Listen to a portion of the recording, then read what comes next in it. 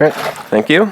My name is Doug. I am a developer advocate with the Firebase team at Google. So Firebase is Google's mobile application development platform. There are a bunch of products in the Firebase platform. I'm not going to talk about all of them today. There's too much to talk about, but I'll spend most of my time talking about two of the products on this list, and that's Cloud Firestore and Firebase Realtime Database.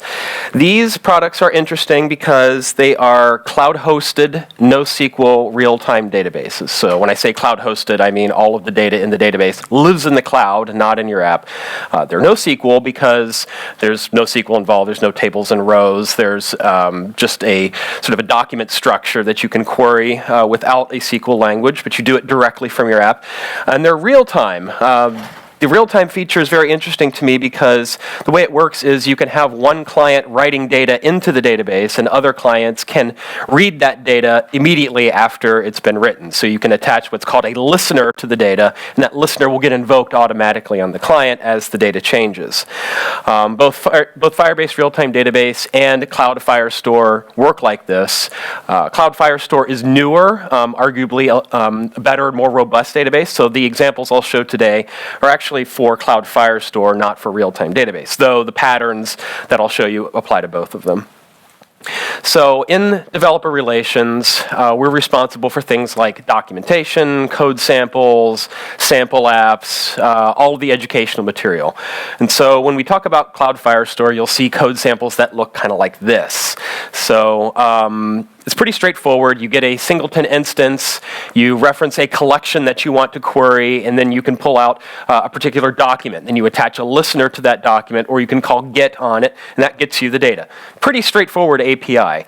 There's not very much complicated here, but if you're worried about your app architecture, you might have questions like, what do I do with the singleton object? How do I deal with singletons? If you're using a dependency injection framework, you probably want to use that instead of putting it everywhere in your code like this. The other thing to know is that get is asynchronous. It returns immediately, and you have to register callbacks with it. The documentation won't help you understand how you should do asynchronous programming. It will just show you the shortest, simplest example to get the data that you're interested in. And when you do have data that's available in a callback, what do I do with it? Do I directly put it in my views in the app? Like how do I actually manage this? The code samples are not opinionated about this. They just show you how to use the APIs, and that's the way it should be. Firebase is generally not opinionated about your app architecture, but your app has to have some sort of architecture anyway. So when I talk about an app architecture, I'm talking about everything in your app between the database and your views. So your views are going to have to somehow reflect the data that's in the database, but how you plumb that data through your app is completely up to you. But some people ask, you know, if Firebase were to recommend an app architecture, what would Firebase do? Well, at Firebase, we work kind of closely with the Android platform team, and the Android platform team has become more opinionated about how you should build your app. And a lot of that opinionated information comes from a suite of SDKs called Jetpack. So when we refer to Android Jetpack, we refer to not just these 8 different SDKs, but there's a ton of them now. And they're all telling you this is how the Android platform wants you to build your app. Now, when you're dealing with products like Cloud Firestore and Realtime Database, there are a couple of these that are very interesting to me, and that's live data and view model. So live data, in brief, basically lets you notify views when data changes in your database. So that seems to work very well with Cloud Firestore. There's also view model, which lets you manage UI-related data in a lifecycle conscious way. That soundbite doesn't really mean that much, but I'll talk about how to use these two in tandem with Cloud Firestore in order to build your app. Now, my experience is that live data works very well with Realtime Database and Cloud Firestore. Both of these databases are real-time, like I mentioned before. So when you have one client writing in, all the other clients can reflect that. And then you can build UIs that look kind of like this, where you can see on the right, numbers are changing as they're being updated in the database in real time. So you could think of this kind of like a simple stock ticker app, where stock prices are changing over time. Now, if you want to build something like this in Android using Cloud Firestore, your Cloud Firestore data will be organized something like this. So you can see there's 3 columns here. On the left column, we have one collection called stocks-live. If you click into that collection, now you can see there's a bunch of documents, and each one of those strings there is a unique ID for the document. You can think of that like a ticker for this stock tracker app. And then you can see there are 2 fields in each one of those documents. There's a price, which is a floating point number, and a time, which is a timestamp. You can also see that there's a sub-collection under here called recent history. So if you click into recent history, there are even more documents that I have organized by timestamp. So you can think of this as sort of like a history of each one of the stock prices over time. And again, there's a price and a time field in there. So this is kind of the data that I'm working with for the examples that I'm going to show you. So assuming that this data is changing over time, how would you handle this changing data in a Cloud Firestore document? Well, in the most basic simple example, we would get the Cloud Firestore singleton instance. We would reach into that stocks-live collection and find a document in there. So what we're doing is building a reference to the document. This is not the data yet. This is just a reference to the document. And then we'll set up a listener on it. And that listener will get called back with either a snapshot or an exception. So a snapshot will contain the data in the document, or if something failed, you'll get an exception. Either one or the other, not both, and not neither of them. So assuming you do get a snapshot back from in your listener, what you can do is build a model object out of that. So in this case, this is just a Kotlin data class called stock price. It has 2 fields, a ticker and a price, and I'm pulling those values out of the snapshot of the document. Now, if there's an exception, you should handle that. You should check for that. I'm not going to show that right now because this is just a simple example, and I'm not going to worry about error handling right now. But assuming that we do get some data, what do we do with that data? Well, you can reach right into your view. So imagine that some text view, you have a text view somewhere in your UI. You can just populate that data right there from your model. Now, you could do this. This is possible, but this is kind of bad app architecture. Usually when we talk about good app architecture, we're separating the data from the views. So instead of having one class that deals with both fetching the data and dealing with the views, you want to put something in the middle, an abstraction layer. So that's what live data is good for. Live data can sit between your data and your views, abstracting away that detail so that you don't have code that has to know about both of them at the same time. So with live data provided by Jetpack, live data is observable. So if you already understand the concept of observability, you already know what live data does, basically. Live data is genericized, so every instance of a live data object has to deal with some type of object. And they're lifecycle aware, and this is maybe the best feature of live data. So as you know, in the Android app lifecycle, activities come and go, right? If you reorient the device or have a configuration change, an activity will tear down and then rebuild itself back up with the changed configuration. Live data is aware of this. Live data knows how to deal with orientation changes. So what it will do is listen in on the app lifecycle and deactivate itself if the activity actually goes away. You don't have to write any code for that. So let's say we want to use live data instead of just dealing with views directly. So here's a simple activity. Imagine that there's just a layout with a couple of views in it. We're pulling the views out. And what we can do is get a hold of a live data. And you can see that this live data is parameterized by stock price. So that's our data class. And just imagine that we're getting it from somewhere. And I'm being ambiguous about this detail right now. Just imagine that there is some way of getting a live data. If we have a live data, what we can do is start to observe it. So we call the observe method, pass it the instance of the activity that we're dealing with, and then pass it an observer that will get called whenever the data monitored by this live data changes. Now, one interesting thing to point out here is that you are passing an activity instance to live data. Now, normally in Android development, that should be a warning sign. You normally don't want to pass activity instances around because they could get leaked, and that would be bad. But in this case, live data is aware of this activity. It knows how to deal with it properly, so this is okay. You can pass an activity instance to it.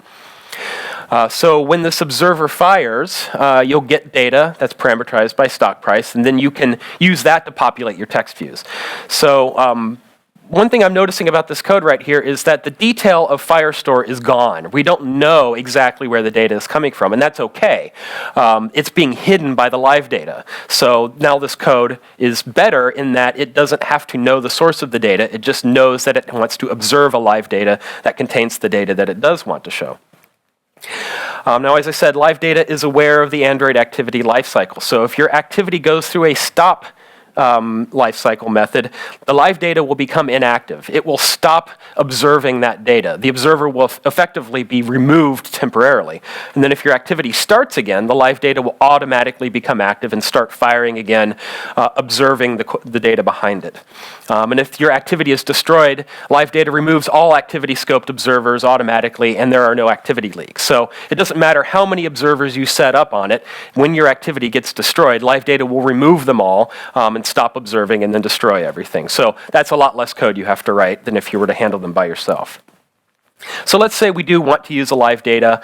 We need an implementation of live data that knows how to get data out of Cloud Firestore. So the first thing we do, if we're building our own live data, is to subclass live data and specify the type of object it's going to spit out. We need to tell it where to get the data from. So in this case, we need to pass it a document reference. That's a Firestore document reference. And what we're doing is going to tell it, hey, live data, whenever the data in this document changes, I want the observers to know about it. So there's two methods we have to override in order to make this happen. The first one is onActive. This method will be called on your live data when the number of observers goes from 0 to 1. That means at least one bit of code is interested in what this live data has to offer. And so at this point, what we can do is tell Firestore, hey, add a snapshot listener to that document reference, and it will return a listener registration, and that thing lets us unregister later. That unregister will be called when the live data becomes inactive. So on inactive is called when the number of observers goes from 1 to 0, meaning no one is interested in this live data at all, and then we'll deregister the listener. So this lets us preserve bandwidth. We don't want to be listening to this document all of the time. We just want to be listening to the document when someone is observing this live data. The last thing we need to do is actually figure out what to do with the document snapshots. So in this case, this live data is its own event listener. We are passing an instance of itself to Firestore to add snapshot listener. Then whenever this document changes, the onEvent method will get called. It will be dealt either a document snapshot or an exception, as we saw before, and we still have to implement this.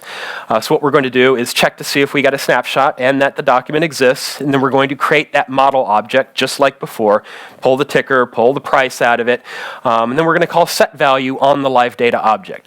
Now, this setValue method is special because it will automatically notify all the observers on this live data whenever this document changes. And of course, if there's an exception, you should handle that as well. So now what we're doing is we're using live data as a kind of wrapper around Firestore event handlers to proxy that data into UIs. It's acting as an abstraction layer. Now, we can do this, but there are two problems yet to resolve. The first one is who creates the instance of this live data? I've kind of been a little bit hand-wavy about where live data comes from. I've shown you how to build one, and I've shown you how to use one, but who manages it? Who maintains these? The important detail to remember here is that stock price live data that I showed you before, the constructor exposes a Firestore implementation detail. It takes a document reference as a parameter. We don't want the activities and views to know anything about Cloud Firestore. We don't want it to have those implementation details. So in order to preserve good app architecture, we have to figure out who's going to actually create this live data and manage it. Live data also loses its data on configuration change. So when you go through an Android configuration change, so there's a reorientation, all of the data that's stored in that live data goes away. It gets destroyed. Now, what I would rather do is if my activity goes away and comes back in a new form, I would rather retain the data in that live data instead of having it destroy itself. Now, these two problems can be solved by another Jetpack component called ViewModel. So with ViewModel, it knows how to survive configuration changes. So when your activity reconfigures itself or reorients itself, ViewModel knows how to stick around and retain itself within that instance of the activity. View models are also shared and managed, so Jetpack does all of the management for you. It will also share it within multiple components if that's necessary. And it's also lifecycle aware, so view model cleans itself up when an activity is finally destroyed. So to illustrate this a little bit better, what view model is actually doing, let's say you have an Android activity. It's in portrait mode. It's dealing live updates to the screen. So that means you have a view model in here, and that view model will contain a live data, and that live data is what's dealing out updates to the UI. Now, if you reorient this activity, what's going to happen here? Well, you'll get a new activity in its place, but the view model and the live data need to go into that new activity. So what Jetpack does is it steps in and makes that happen for you. So instead of managing the transfer of the view model and the live data to the new activity, Jetpack is just doing that for you. You don't have to do any work to make that happen. So let's say we want to make a view model that yields that live data. We want a view model that holds that live data so it can be used in any Android activity no matter how many times it gets reconfigured. So the first thing we're going to do here is implement view model. And then we're going to create an API for ourselves on this. So this API, I'm just going to call it get stock price live data. What this is going to do is take a ticker string as input and give me back a live data that will give me the real-time updates for that ticker. So the first thing I want to do is actually delegate this to a repository, and I'll talk about what this repository is in a bit. It's part of the Android app architecture pattern. The get stock data repository, we'll just say this is an interface that has a similar API. I'll show you the implementation of this later, but assuming that we have a stock data repository in play, all we have to do is call into the repository and return the live data. Now in this case, I want to go a little bit further and actually cache all these different live data. So if I have lots of different tickers and I'm calling this method lots of times to get one live data for each ticker, I want to cache those in memory so I don't have to keep rebuilding them over and over. So just imagine that there's code doing that. It's not very exciting, but it's one thing you can do in a view model to help with performance. Now we still need this repository, so how do we implement this stock data repository for Cloud Firestore?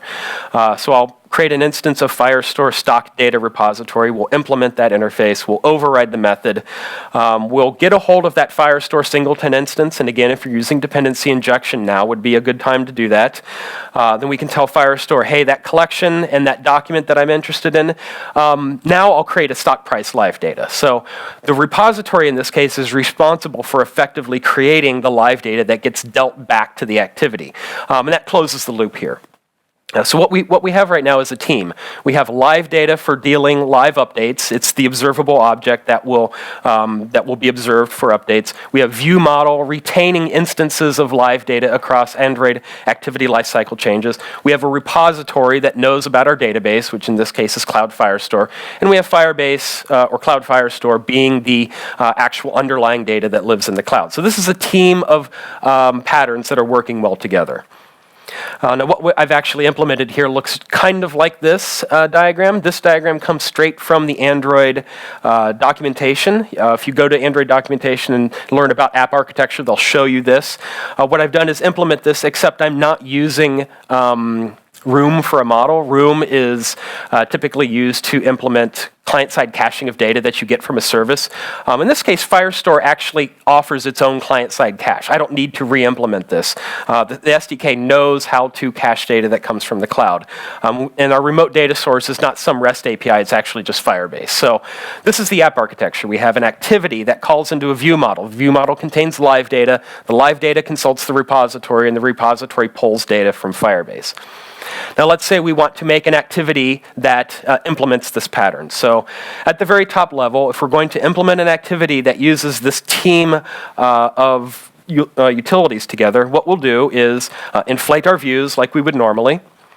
We will ask for an instance of that view model. Now, the interesting thing here is that Jetpack provides this view model providers class. It has a static method called of, and then you pass it the instance of the activity. So what this is saying is, hey, Jetpack, give me the view model that is associated with this activity that is implemented by the class called stocks view model. That's all it's doing. It's saying, give me a stocks view model that's appropriate for this activity. Then I'll get a live data out of that. So all I have to do is call the method that we declared on view model. We have a live data. Now we can observe it. The observer will get dealt the stock prices, and then the stock prices can be updated on screen. So this is good. This is really good code, because now the activity and the views don't know anything at all about the source of the data. That's good. They're just observing these changes. The other thing that's good here is that if this activity gets reoriented or reconfigured, the live data gets retained between those instances because the view model is doing that work for us. And again, it's not very many lines of code to do that. So this is good. But I've kind of skirted the issue right now about errors. So I said you should handle errors, but I haven't actually showed you any error handling code. So if you want to deal with errors, live data parameterized by stock price cannot do that. The only thing live data can tell you is stock prices. It doesn't know anything about errors. It's not baked into the data type. Yet errors still need to bubble up in the UI. If something goes wrong, the user should know about it, right? So what I have in my project is an abstraction called data or exception. And data or exception is just a data class that contains either some data type or some exception. Then the caller can reach into it and say, which one is it? Is it a data? Is it something I'm looking for, or is it an exception? And then I can make that a little bit easier to use in Kotlin by using type alias. So I can say a stock price or exception object is just this data or exception. And now I can parameterize my live data by stock price or exception instead of just stock price. So now this live data can deal out either stock prices or exceptions. The client can reach into that and make the decision on its own. So this is good. We have a way of observing single documents in Cloud Firestore, which is great. But the reason why we use databases is for querying, right? We're not interested in just one document. We're potentially interested in many documents that meet some pattern. And again, Cloud Firestore and Realtime Database are special in that queries themselves are actually live. So if you make a query against the database and some other client changes the results of that query result changes in the listener as well. So your queries are live. If the query changes, you can know immediately. So the way that works in Firestore is like this. We can reference that collection. We can say, give me all the stocks that have a price greater than 100, for example. We can order them by price, and we can call get on that. Now, the get method is asynchronous, and it returns all of the documents that meet this query, and it will do it just a single time. So we can add a listener to it, get a query snapshot, iterate the snapshots in there, and we know all the stocks that have a price greater than 100. But this is just a one-time query. If I want a live query, if I want to get updated when the results change, instead of calling get, I can call add snapshot listener. And what this does is it adds a listener to the results of this query. So anytime it changes, my callback method will get called. In this case, the object is an event listener, and the event listener has an on-event method that gets either a snapshot or an exception, just like you'd expect. And you can actually look inside this query snapshot and find out everything that changed. So all the documents that were added, modified, or removed from the result set, you can iterate them and find out what happened, what changed since the last time it was invoked. This is good. But there's one problem. Live data doesn't support deltas. So when you're dealing with the live data doesn't send changes of documents. It wants to send the entire set of results every time. So you can't use a document change or a list of document changes. This just doesn't work. What we need instead is a live data that deals out the entire set of results every time anything changes. This is what we need. But since we're handling errors, we actually need a data or exception of a list of stock prices or exceptions. So we're getting a little bit deeper in generics here. We actually need to go a little bit deeper. I need to add one more abstraction here called QueryItem, and I'll tell you why I need to add another level of abstraction here. QueryItem is basically just assigning a unique ID to each item. So this is actually the type that I need if I want to monitor query results in real time. But this is really ugly. This is like 4 deep in generics. Fortunately, Kotlin can help us get out of this to make this a little bit easier to read. So what we can do is type alias query results or exception to a data or exception of a list of query items or exception. This is just kind of like paperwork at this point. We can get even further and type alias a stock price query results to query results or exception. The bottom line here is that your live data should be parameterized by something that's easy to read. In this case, this live data is basically telling you, I will give you either a set of stock prices that match your query or an exception. So that's what this live data is saying. But first, we need an abstraction. So I don't want to implement the same Firestore queries over and over and over again. I would rather have one superclass for all Firestore queries if that's possible. And that's what I'll do now. So the first thing I want to do is set up a type alias that says anytime there's a document snapshot that comes from Firestore, I want a class that can encapsulate all of those document snapshots. So what I can do is implement a live data that is parameterized by document snapshot or exception. When this live data becomes active, what I can do is start listening to query results for a Firestore query, and then when it becomes inactive, I can stop listening to those updates. Excuse me. When the query results change, my event handler will get called, and all I have to do is pull the list of documents out of the query results. Notice that what this code is saying is I want all of the full results of documents. I don't want the deltas. Just give me the entire list of documents no matter what changed. Then I can call set value to tell this live data, hey, here's your new documents. Here's what you have to work with. Now, in your Android activity code, you probably don't want to be dealing with document snapshots. You want an abstraction. You don't want your activity to know about Cloud Firestore. So what we have to do is convert those document snapshots into stock price live data objects. So the way you can do this is with a transform. So the Jetpack provides you a way to take a live data that yields one type and turn that into a live data that yields another type. You're basically building a transform. This is just paperwork. This is busy work. I'm not going to show you the code for it because it's basically just simple mechanical work. It's iterating the documents, pulling out all of the data, the fields, creating model objects for that, and giving you a new live data. So if you want to see how this sort of thing works, my project is open source and you can check that out. Let's see. So with, let's say we want to take that set of document results. We want to take that live data and populate a recycler view with that. It's a very common thing to do in Android apps is populate those scrolling lists using a recycler view. So what we can do is if we have a live data of stock price query results, we can set up an observer on that. We can set up an adapter to represent that list of changes, and then we can call notify data set changed every time live data emits some new piece of data. Now this works. This is all you have to do to wire up a live data to a recycler view, but it's really janky. And the reason for that is, and by the way, janky, what I mean by janky is that when you try to scroll the list, it will scroll very slowly. The updates will appear very slowly. That's because if you notify a recycler view adapter anytime anything changes, even if it's not changing on screen, it has to redraw or repaint that entire recycler view. That's bad. We don't actually want to do that. We only want to update the items that actually changed in the list. So what we can do is use a list adapter for that. So the Android Recycler View support library contains a list adapter. The list adapter works like magic. It makes everything better in this case. What you do with it is you call submit list with your list that you want it to show, and then it will figure out what changed in that list compared to the last time you gave it a list. So it will figure out how to do the granular updates in that list view. So anytime an item is changed, it will pick that up and call notify item changed for you, and so on. It basically is figuring out, it's diffing the two lists, trying to figure out what changed so that only the parts of the UI that need to change will actually change. Now there's one catch here. You need to provide it one abstract base class implementation, and that's diffutil.item callback. So what you need to tell list adapter in this case is for any two items, are they the same item? So that's how it's able to sort of marry up the items in one list to the items in another list. The other thing you need to be able to tell it is if the contents of those two items are exactly the same. So firstly, are two items the same item? Are two items contain the same data? And if you want to go even more granular, you can specify the individual payload of items that change. You don't have to do this. The default implementation just returns null, and that's fine. You don't have to optimize it any more than this.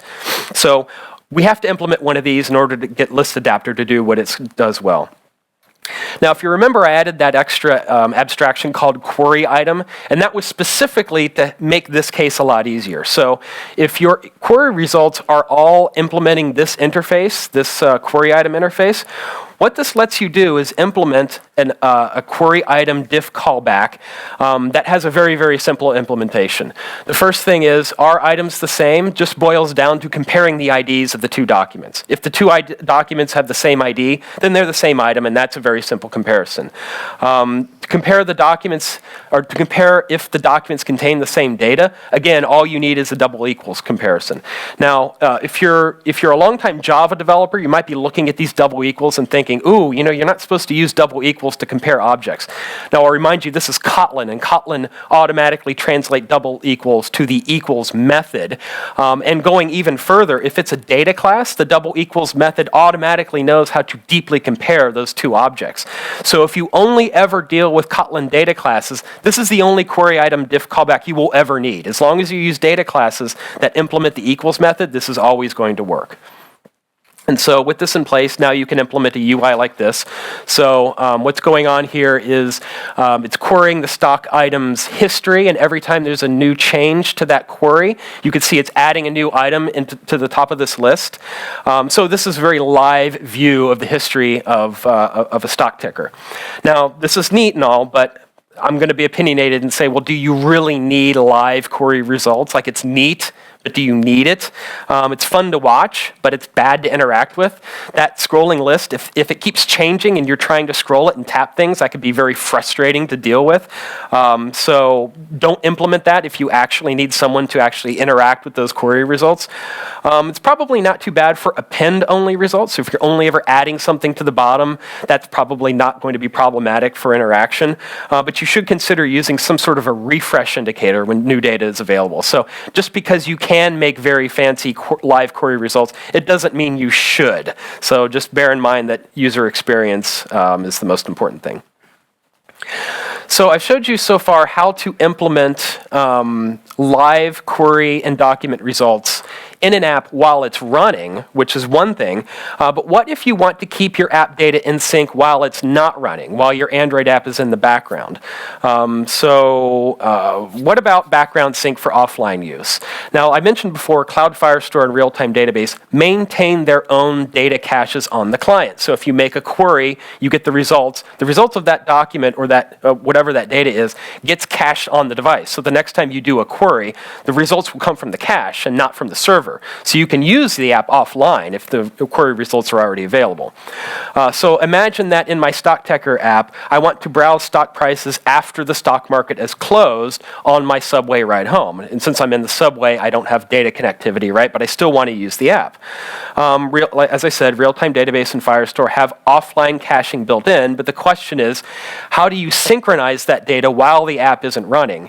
As you know, when Android apps are not running, Android will kill them. And same thing with iOS. An app that isn't being actively viewed will eventually get killed to make room for other apps that are actually running. So what we need to do here is schedule some sort of a data sync to the device while it's not running. So we have two choices for this. If you want to do a background sync, you could have your app periodically poll the database and query it and get the results and store it in the cache. Excuse me. Or you can have your backend notify the app when data is ready. Now, I'm sure most of you are probably aware of the fact that polling is generally kind of not that great, right? You want to avoid polling and instead make your app reactive, responding to changes as they occur rather than checking in all the time. You can implement both of these using a Jetpack component called Work Manager. What Work Manager lets you do is schedule work. So you can, if you do want to poll the database, you can say, hey, Work Manager, wake up my app every so often so I can query the database. You can give Work Manager constraints. So you can say, well, I only want to be called when I have a network connection and when I have decent battery. You can also do work chaining. So if you have complex series of work, you can set that up with Work Manager as well. Now, as I said, periodic work is probably not the best solution for stock sync. This is my opinion. Periodic work does not have exact schedules like cron. So those of you who know cron know that you can specify you want some process to run at exactly a certain time every day. But Work Manager doesn't work like that. Work Manager can't guarantee an exact time of execution. So instead, you could try to synchronize more often than you need. You could try to schedule a sync every hour instead of every day. Or you could replace periodic work with delayed work. So you could say, well, try to schedule work at about 4 p.m. maybe, but you have to reschedule that every time it's running. You can't just set it up once and forget about it. So this is really not the best solution. The other problem is that with this situation, the client must know when the markets close. So if you want to sync stocks every day at 4 p.m. when the stock market closes, you have to bake that knowledge into the client app. The client app has to be smart about knowing when the market closes. But in the United States, there's still even something called after-hours trading. So when the stock market closes at 4, stocks could still be doing some extra trading. And I want that information as well. I don't want to have to keep polling and finding out if the stock market has closed and the stock I'm interested in has totally stopped trading. So in this case, I would say that server push is much better. Instead of having the client poll, perhaps it would be better if the server pushed data to the client when it's finally stopped trading. So ostensibly, your server knows when the stock market closes and when the trading stops. It has that final knowledge. So the app doesn't have to schedule anything at all. Instead, what you can use is a product called Firebase Cloud Messaging to send a push notification to the client when it should do that final sync, when all the information is available. When the app receives that notification, then it can schedule a sync with Work Manager to execute right away. So you can do that with Work Manager. You can say, I want to schedule work for now. We'll turn around and do that work right away. So let's just say that if you did want to use server push like this, you would probably want to use what's called topic messaging. With topic messaging, you can have any number of topics, and clients subscribe to the topics they're interested in. So if each stock ticker had its own topic using its name, what your backend could do is publish information to those topics, publish messages to those topics. Then the clients that are interested in each one of those topics can subscribe and get only the updates that they want. So this works pretty well, I think. So if you wanted to receive messages from Firebase Cloud Messaging, imagine that what you do is you send a small payload in the message that indicates the name of the stock ticker that is done trading for the day. So what I can do is subclass Firebase Messaging Service. This is an Android service, by the way. Firebase is doing most of the hard work, but you still have to know a little bit about how services work. What you can do is override a method called onMessageChanged. It receives that message object. You can reach inside it for the name of the ticker that's interesting to you, and then you can arrange to synchronize that ticker. That's when you want to kick off your work. When you receive this message, figure out what the ticker is, then go synchronize it. To implement that, all you have to do is tell Work Manager the constraints that you want to work with. So in this case, I'm telling Work Manager, I only want to run when I have a network connection and when my battery life is good. I can pull the ticker out of the work data that gets passed to this. So work data of is a Kotlin extension method that makes it easier to work with data that gets added to Work Manager. Then I can kick off a work request. So this work request is saying I want to do one-time work. I want the implementation for that work to come from a class called single stock price sync worker. I'm going to give it the constraints. I'm going to give it the input data, which is the name of the ticker. And I want to build it and go ahead and, oh, by the way, so this Kotlin code is saying the implementation for this sync is going to come from a class with that name.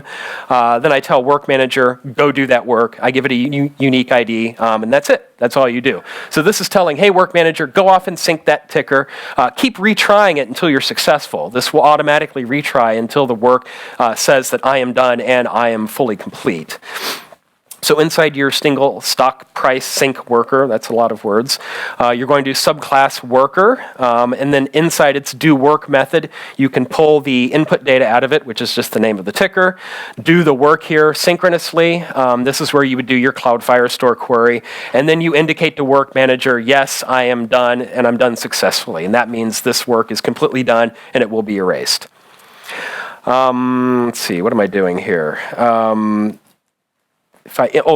Implementing the worker itself involves doing something asynchronously. Now, there's two ways of doing workers. You can do work synchronously, meaning that thread has to block, or you can do things asynchronously, which means you return a future. In this case, it's a settable future. I'm basically showing you there's a synchronous way and there's an async way. You probably want to implement the async way if you're familiar with asynchronous programming. Again, there are samples in my repo if you're curious about doing it either way.